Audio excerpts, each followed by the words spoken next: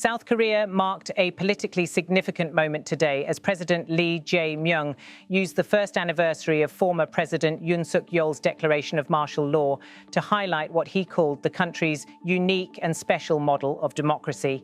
Speaking in Seoul, the president reflected on the turbulent events of December 3rd, 2024, when civilian rule in South Korea was suspended for the first time in more than 4 decades. The move by the former president triggered widespread unrest, mass demonstrations, and an institutional confrontation that reshaped the political landscape.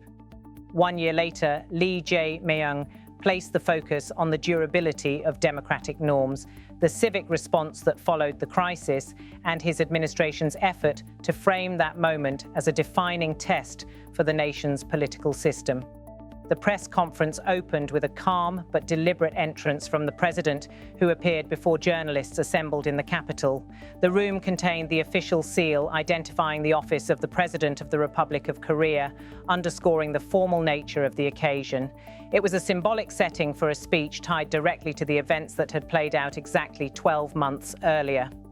President Lee's remarks centered on the strength of the country's democratic culture and on the responsiveness of South Korean society when faced with a constitutional challenge. During the address, Lee described democracy as a foundational source of national resilience. He told the audience that, "I believe the strength of the Republic of Korea comes from democracy, a society where individuality, personality, and human rights are respected. I believe the ideologies and thoughts that value people are a major source of democracy. This, in turn, is manifested in reality, and the citizens, imbued with a sense of sovereignty, never tolerate inefficient and undemocratic systems. I believe these factors have been a significant driving force behind the nation's economic, social, and cultural development." His comments tied the political events of the past year to broader questions about governance, social stability, and public expectations for accountability.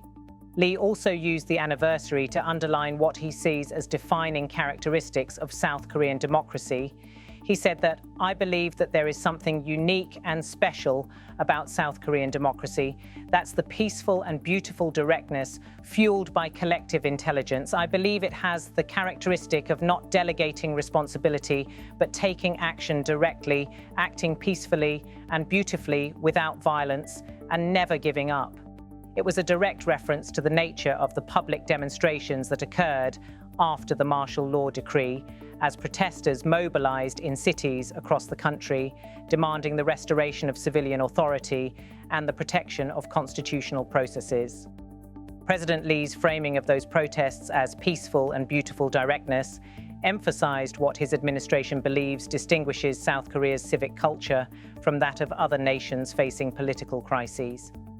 The events of December 2024 involved not only large-scale mobilization, but also a coordinated institutional pushback from Parliament, civil society groups, legal experts, and key public bodies. The protests grew rapidly following Yoon's declaration, and within hours there was a clear standoff between the executive branch and other branches of government. In the days that followed, the situation escalated into one of the most significant constitutional confrontations in South Korea's modern history. The martial law order itself came after a period of heightened political tension, with the former president facing domestic criticism and legislative scrutiny. When the decree was issued, it suspended core civilian authorities, transferred powers to the military, and invoked emergency control mechanisms last used more than 40 years earlier. The decision led to immediate condemnation from opposition parties, legal scholars, and major civic organizations. Demonstrations expanded nationwide, with crowds filling central squares in Seoul and other major cities, holding signs, chanting slogans, and calling for the reinstatement of democratic rule. Within Parliament, lawmakers convened emergency sessions to challenge the legality of the declaration. Opposition figures argued that the move constituted an unconstitutional seizure of authority and pressed for an immediate reversal. As public pressure intensified, the institutional response gained momentum, ultimately contributing to the political downfall of the former president. The episode ended with Yoon's removal from power, marking the first time in decades that martial law had been declared and then overturned through public and institutional action. President Lee sought to place these events within a larger narrative about democratic responsibility.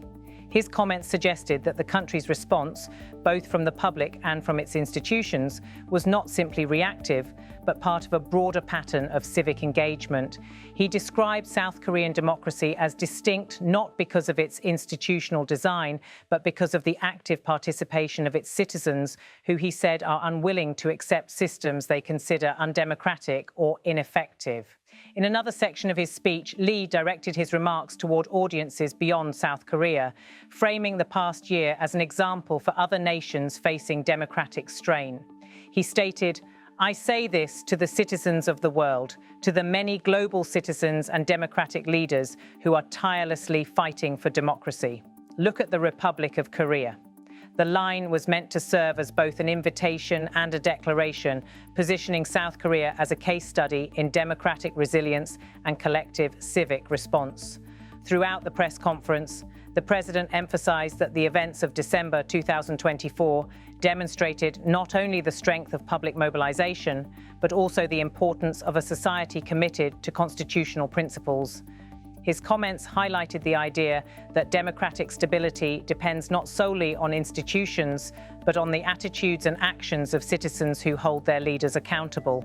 The crisis, in his view, reaffirmed that the role of the public is central in maintaining democratic governance. The backdrop to this anniversary is a country still processing the political ramifications of last year's confrontation.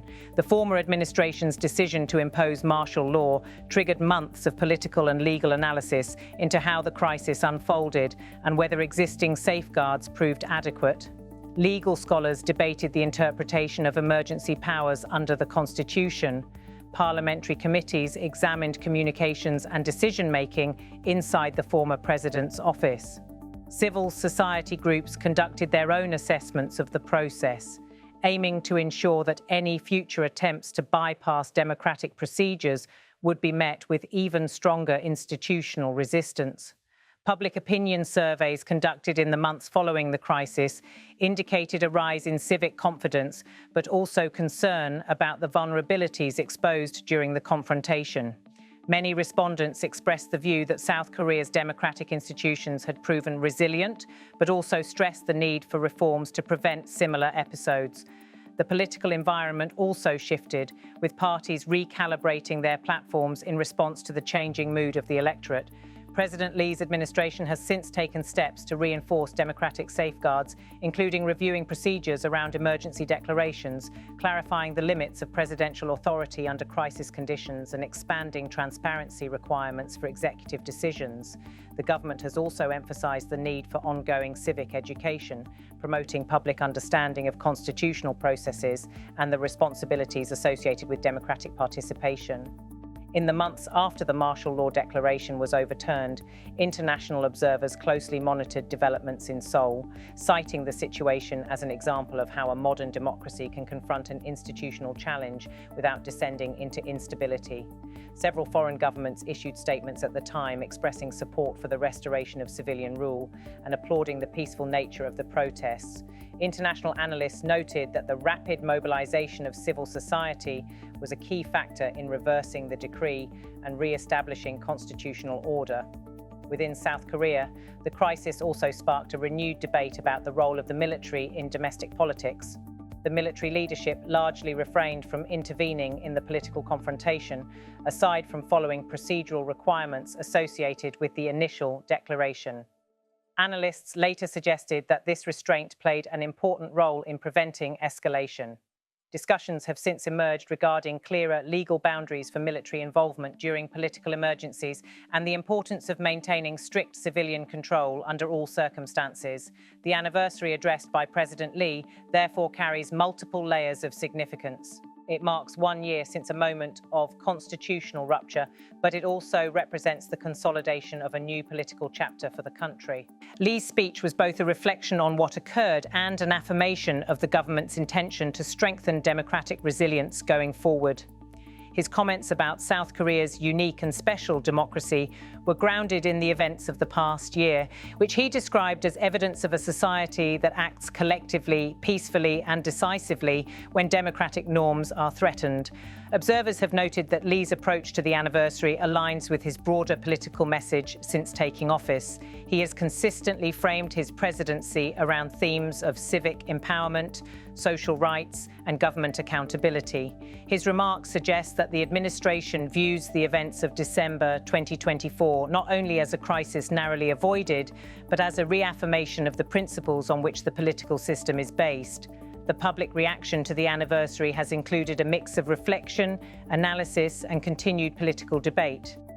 Media coverage has highlighted the scale of the demonstrations that took place a year ago and revisited the sequence of events leading to the parliamentary standoff. Commentary from political analysts has focused on how the episode reshaped perceptions of governance, public responsibility, and the limits of executive authority. Some commentators have argued that Lee's remarks serve as a way of reinforcing political legitimacy, positioning his administration as a safeguard against future crises. Others have emphasized the symbolic power of revisiting the anniversary, particularly at a time when global democratic systems face increasing pressure. The president's explicit message to international audiences, encouraging them to look at the Republic of Korea, reflects his administration's desire to place the country's experience within a broader global narrative. Despite the political shifts of the past year, South Korea continues to face challenges related to polarization, institutional reform, and economic pressures. The anniversary speech did not address all of these issues directly, but the underlying message sought to situate democratic resilience as a cornerstone of national progress.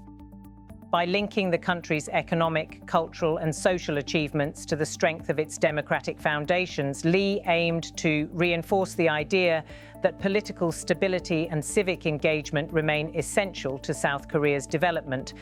The press conference concluded without major announcements of new policies or legislative initiatives, but the symbolic weight of the occasion was clear. The president's remarks were designed to underscore the lessons of the past year and to promote a narrative of collective strength rooted in civic responsibility. His emphasis on peaceful action and citizen-led engagement reflected a broader attempt to highlight the distinctive features of South Korean political culture. 1 year after martial law was declared and then overturned, the nation continues to reflect on how close it came to a constitutional crisis and how its institutions responded under pressure. President Lee's message was that the events of December 2024 reaffirmed the vitality of South Korean democracy, demonstrating that its citizens and institutions remain committed to preserving the system even in moments of significant strain. As South Korea moves forward, the anniversary serves as both a reminder of the challenges the country has faced and a statement of confidence in the mechanisms that enabled it to navigate the crisis. President Lee Jae Myung's remarks emphasized the role of citizens, the resilience of democratic institutions, and the importance of peaceful collective action. The speech closed with an appeal to both domestic and international audiences to view South Korea as an example of democratic determination and civic responsibility. The overall message was clear. The nation's response to last year's martial law declaration stands as evidence of a political system that remains firmly anchored in the principles of accountability and constitutional rule.